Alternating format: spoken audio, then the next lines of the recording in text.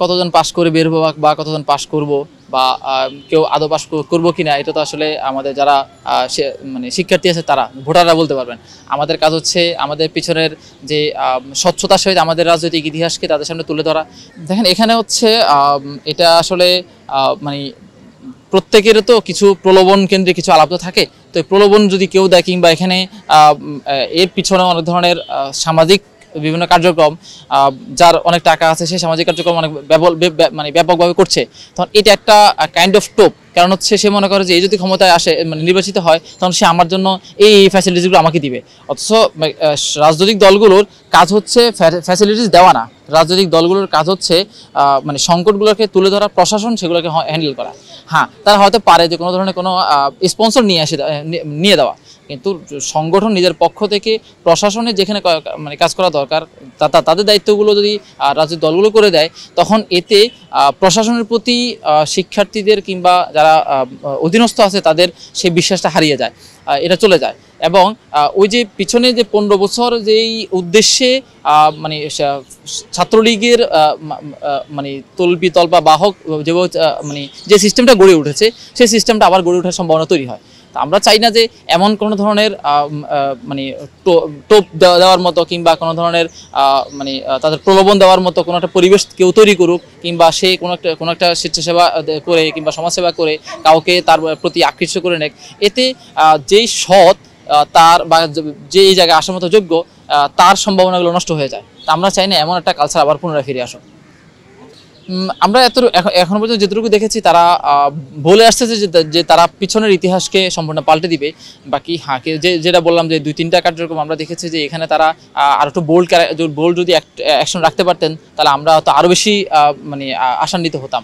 তো এই জায়গা ছাড়া বা এই কয়েকটা পয়েন্ট ছাড়া মোটামুটি তাদের অবস্থান তারা আমাদের কাছে যতটুকু ক্লিয়ার করেছে যে না, তারা একটা নিরপেক্ষ নির্বাচন দেওয়ার জন্য তারা বদ্ধমূল মানে সিদ্ধান্ত নিয়েছে এবং তাদের কার্যক্রম আমরা এতটুকু দেখতেছি।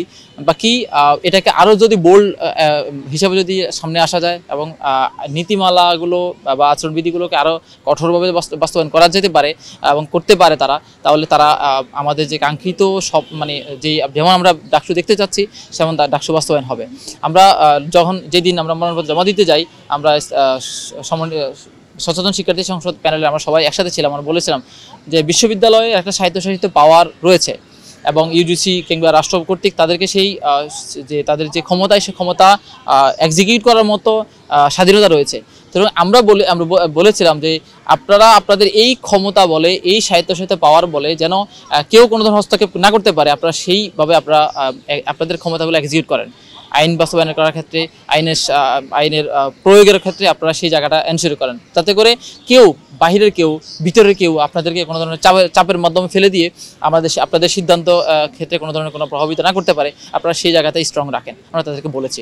আমাদের বিশ্বাস তারাও আমাদেরকে যেভাবে আস্থা দিয়েছে, আমাদের বিশ্বাস তারা সেটুকু রাখবে।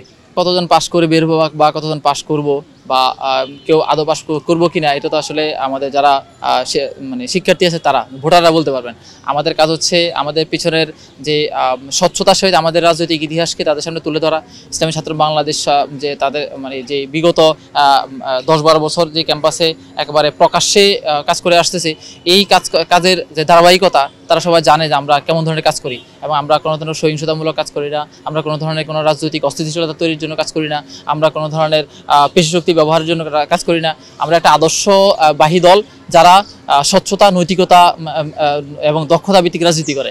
সুতরাং আমরা তাদেরকে আমাদের এই উদ্দেশ্য, ভিশন এবং আমরা যদি নির্বাচিত হই, আমরা এই ক্যাম্পাস প্রশাসনকে এবং এই ক্যাম্পাসকে আমরা কেমন দেখতে চাই, আমরা তাদেরকে আমার ভিশনগুলো তুলে ধরবো, ইশতেহারগুলো তুলে ধরবো।